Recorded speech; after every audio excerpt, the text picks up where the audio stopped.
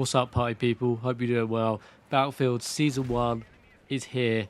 It's right around the corner, and it's a banger of an update. Since I lost my eyesight, I'm finding it really hard to read scripts, but I still wanted to bring you the source, so I let the soulless AI version of myself read it for you. If you don't like it, I won't use it again. It does need a little bit more training to not sound so insane, but without further ado, here you go. Let me know what you think in the comments. See you in the next one. Peace!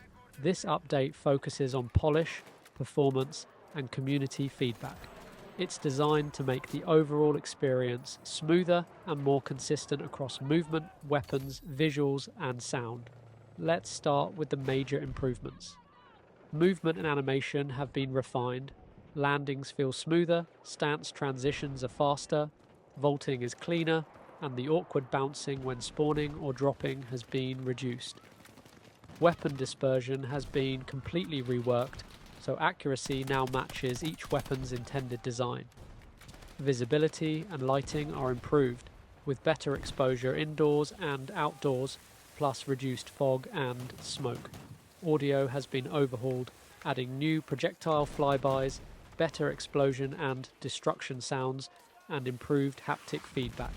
The user interface and HUD have been cleaned up, and maps have received a huge batch of stability and asset fixes. For player movement and animations, a long list of bugs have been fixed. Zip lines now behave properly at high speed. Steady aim and sight centering are more reliable. Upper body and head hitboxes now match the soldier models more closely. Landing and vaulting animations are smoother and properly centered. Camera jitter, clipping issues, and animation delays have all been cleaned up. Parachute customization has been added, and ragdoll physics now look and react more naturally. Weapon updates are mostly about consistency and balance. Dispersion has been tuned so that lower damage weapons have slightly more spread and higher damage weapons have slightly less. Sniper rifles no longer become inaccurate for non-recon classes. Instead, weapon sway now begins during the zoom transition. Sight alignment, bipod behavior, and reticle settling have been fixed. Anti-tank grenades now make smaller craters, buildings take more hits from sledgehammers, and deployable gadgets won't disappear when covered by debris. Vehicles got minor polish, including proper haptic feedback when switching tank weapons and fixes for clipping in external seats. Gadgets like the glaive, defibrillators, and supply pouch now behave correctly when used during vaults or dives. Maps and modes also received a lot of love. Fog and smoke no longer linger too long. Exposure transitions between indoors and outdoors are smoother. Zipline alignment, spawn zones, and out-of-bounds areas have been corrected. Game mode UI has been updated for clearer overtime and score displays. Specific fixes hit Merak Valley, Siege of Cairo, Liberation Peak, New Sobek City, and Manhattan Bridge, covering objective bugs, HQ boundaries, and end-of-round behavior. The user interface has seen a visual and functional cleanup. New unlock markers show when you earn weapons, attachments, and gadgets. Some gadgets now include short preview videos and new cosmetic options. The deploy menu wording is clearer and loadout menus are less buggy. There's also a new flick look binding for aircraft controls.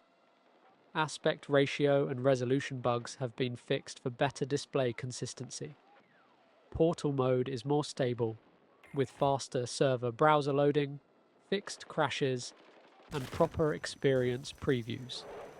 Single-player missions also got attention, fixing leaning issues, black screens, and cinematic transitions.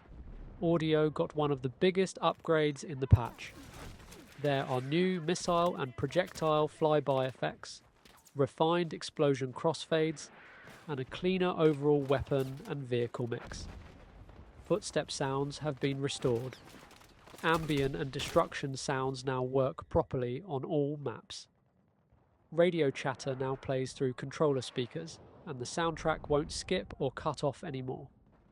Reload sounds have been fixed, and the overall mix should sound much clearer and more realistic.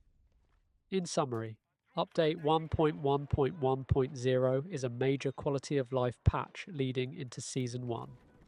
Expect smoother soldier movement, better weapon handling, improved visuals and lighting, richer audio, and a cleaner interface. It sets the stage for the new Season 1 content launching later that same day. That's everything in the Battlefield 6 Season 1 update, version 1.1.1.0. Thanks for listening, Sorishim, and I'll see you on the battlefield.